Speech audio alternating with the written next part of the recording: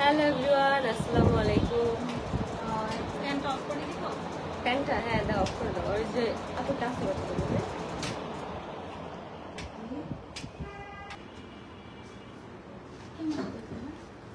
এই মেয়েটার জীবন নষ্ট করলো এই তিশা অসভ্য মেয়ে। আমাকে জেনে শুনে নিয়ে হচ্ছে আমার জীবনটাকে নষ্ট করলো।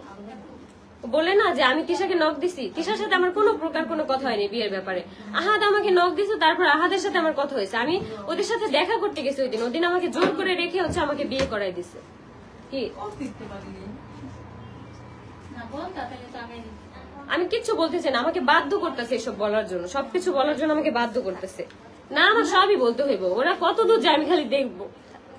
আমাকে আমি ঠিক মতন বাঁচতে দিতেছে না, আমি আমার কাজ নিয়ে ব্যস্ত আছি। তোমরা যারা ফেক আইডি দিয়ে কমেন্ট করতেছো আমি এখন কাজ নিয়ে ব্যস্ত আছি। এখন আমাকে এরকম ভাবে অ্যাটাক করতেছে। আমি কি বিয়ের আগে আলামিনের সাথে মানে বিয়ের পরে পরকিয়া করছি? আমার বয়ফ্রেন্ড ছিল, আমি তাকে ভালোবাসি, স্টিল নাও আমি তাকে সবসময় ভালোবাসবো। আমাকে এমন ভাবে অ্যাটাক করার চেষ্টা করতেছে। ওদের ব্যাকগ্রাউন্ড কত খারাপ আমি তো বলি না এগুলো কোনো কিছু। ওর মা যে লিভিনে থাকে 8 বছর ধরে, আমি তো কোনো কিছু বলি নাই। কেন ছাড়, আমাকে আমার সব বলতে হইবে এখন। আমার লাইফটা শেষ করে দিছে, আমার লাইফটা শেষ করে দিতেছে ওরা। এখন পর্যন্ত আমার পিছনে এভাবে পড়ে আছে।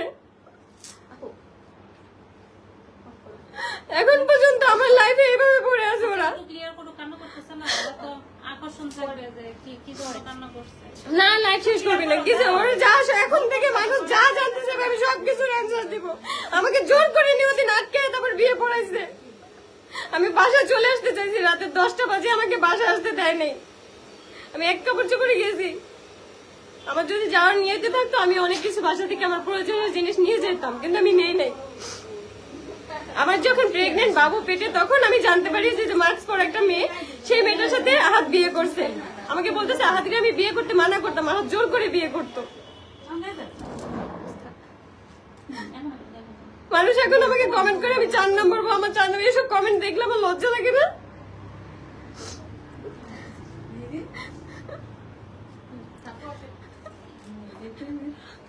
আপু কিন্তু অনেক ইমোশনাল, তো আপনারা কেন ওনাকে এইসব আপনারা না, এই বছর ওরা ইরফান, জিহাদ, তারপর হইতেছে সামি, মুন্তা, ওরা সবাই মিলে আমাকে এরকম ভাবে অ্যাটাক করতেছে। ওরা সবাই মিলে অ্যাটাক করতেছে। আমার শ্বশুর আমাকে অনেক ভালোবাসে, আমাকে নিতে চায়। এতদিন ধরে এখানে বিউটি স্টাইলে আমি আপুদের কাছে পর্যন্ত আমার পার্সোনাল ব্যাপারে কোনো কথা বলি না, কখনোই বলি না। প্রশ্ন করলেও অ্যানসার দেয় না, বলছে যে আপু থাক, ওরা বলুক, আমি কিছু বলবো না। কিন্তু এখন তো দেখলাম যে আপনারা এত আমার আজকে যে বয়ফ্রেন্ড নিয়ে আপু কথা বললো, আমি আমার বিয়ের পরেও মানে 2 মাস আমার বিয়ের বয়স, তখন আমি এসে আলামিনের কাছ থেকে 10,000 টাকা নিয়ে এসে ওদেরকে বাজার করে খাওয়াইছি। ওদের বাজার করার টাকা ছিল না। না না, উনি কিন্তু যথেষ্ট আমার এমন একটা বয়ফ্রেন্ড, আমার বিপদে সবসময় আমার পাশে থাকে, সবসময় এই ধরনের কথাবার্তা বলতেই চায় না। এতদিন ধরে তোর সাথে আমার কোনো কথা নেই, কোনো কিছু হয় না। কি বলে হ্যাঁ আগে চুপ থাকো না। আমি এই পর্যন্ত আর অনেক চুপ ছিলাম, এখন আমি আর চুপ থাকবো না। আমি আর কখনোই চুপ থাকবো না।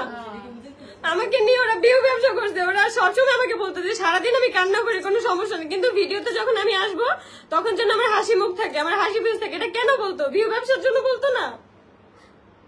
আমার মা আর বাবাকে শুধু 1,30,000 টাকা দেওয়া হয়েছে 1 কোটি টাকা ইনকামের মধ্যে। আর সবসময় ওর মাকে 40,000, 50,000 টাকা করে দেওয়া হইতো, মাসের বাজার দেওয়া হইতো, সবকিছু দেওয়া হইতো। আমার বাপ মারে কি দিছে, কি করছে আমার বাপ মার জন্য? ভিউ ওইখানে যে হয়েছে, আমার ইনকাম ছিল না, আমি কামাই নেই ওইখানে। 30 লাখ টাকা যদি আপু ইনকাম থাকে, সেখানে 10 লাখ কি আমার না? হ্যাঁ অবশ্যই, কারণ আপনারও তো শ্রম আছে এখানে।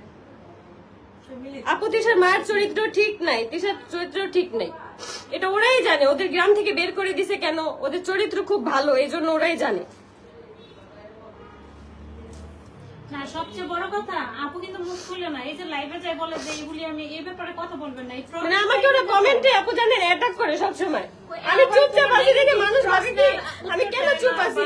ওদের 3rd ক্লাস ফ্যামিলি নিয়ে আমার কোনো ধরনের কোনো কথা বলতে ইচ্ছে করে না, কোনো ধরনের কথা বলতে ইচ্ছে করে না। সম্পর্ক কোনো কথাই বলতে চায় না, একদম অ্যাভয়েড করে। তারপরে যদি এই কথায় তারপরে এই যে মৌ আর আরিফের আইডিটা হচ্ছে তিশা, মানে তিশা নষ্ট করছে রিপন নামের একটা ছেলেকে দিয়ে।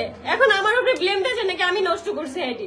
কালকে ছেলের সাথে আমি কথা বলে ফোন রেকর্ড আমি অন করে রাখছি, মানে রেকর্ড করে রাখছি, ছেলে নিজে নষ্ট করছে আইডি। মিথ্যাবাদী যেন কোথাকার। আমাকে নিয়ে এতদিন ভিউ ব্যবসা করে এখন মিথ্যা কথা বলতেছে আমার নামে, আমার লাইফটা শেষ করে দিয়ে। তোর জীবনেও ভালো হবে না। আমার বাচ্চার নিঃশ্বাসের প্রত্যেকটা অভিশাপ তোদের গায়ে লাগবে। লাগতেছে না? এখনই লাগতেছে। যেহেতু আপু কারোর ক্ষতি করতেছে না, কারোর সম্পর্কে আমি যেহেতু কিচ্ছু উনি বলতেছি কারোর না। ক্ষতি করে না, কারোর সম্পর্কে কিছু বলে না, উনাকে ওনার মতো থাকতে দেন, উনি যেন একটু সামনের দিকে ভালো কিছু করতে পারে। আমাকে আর ভালো থাকতে দিবে না। তোরা চায় যেন আমি আত্মহত্যা করে মারা যাই। আমার বাচ্চাটা রেখে যদি আমি মারা যাই, আমার বাচ্চাটার কি হবে? আমার বাচ্চাটাকে কে দেখে রাখবে?